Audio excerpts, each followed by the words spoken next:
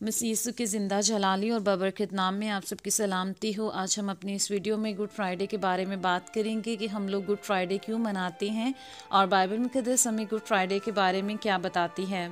कलाम मुक़द्दस में हम पढ़ते हैं कि देखो खुदा का बरा जहाँ के गुनाह उठाए लिए जाता है। यीशु मसीह ही खुदा का वो बरा है जिसने गुड फ्राइडे वाले दिन हमारी तमाम कमज़ोरियों को, हमारे गुनाहों को और हमारी लानतों को अपने ऊपर लिया और हमें आज़ाद किया और हमारे लिए सलीबी मौत को गवारा किया। कोई भी इतनी बड़ी कुर्बानी हमारे लिए नहीं दे सकता था जो यीशु ने दी। हम देखते हैं कि जब इंसान ने बाग़ अदन के अंदर गुनाह किया और खुदा के हुक्म की नाफरमानी की तो इंसान गुनाह करके खुदा के जलाल से महरूम हो गया।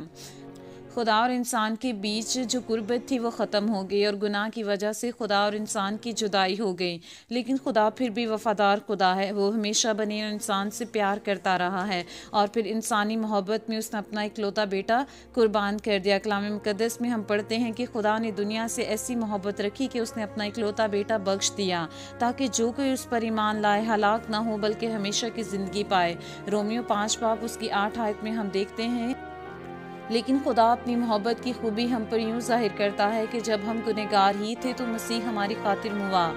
यीशु मसीह हमारे गुनाहों के लिए कुर्बान हुआ। यीशु का मसलूब होना, हाथों और पोपे कील ठकवाना, सर पे कांटों का ताज पहनना, कूड़े खाना, उसको नोचा गया, उसकी दाढ़ी के बाल खींचे गए, उस पर थूका गया, उसकी पसली में नेज़ा मारा गया, लेकिन उसने सब कुछ हमारे लिए बर्दाश्त किया। हमें नई ज़िंदगी देने को, नया जीवन देने के लिए उसने सलीबी मौत को गले लगा लिया। यीशु का सलीब पे कुर्बान होना कोई हादसा नहीं है बल्कि बहुत से नबियों और पैगंबरों ने बाइबल मुक़द्दस में पेशन गोई की और बताया कि एक दिन ऐसा होगा जब खुदा का बरा जहां के गुनाह को उठाएगा। इसलिए गुड फ्राइडे का दिन कोई दुख का दिन नहीं है, कोई शोक का दिन नहीं है। इस दिन तो बहुत बड़ा निजात का काम हुआ। इस दिन ही तो खुदा और इंसान का रिश्ता बहाल हुआ और शैतान हमेशा के लिए शर्मिंदा हुआ।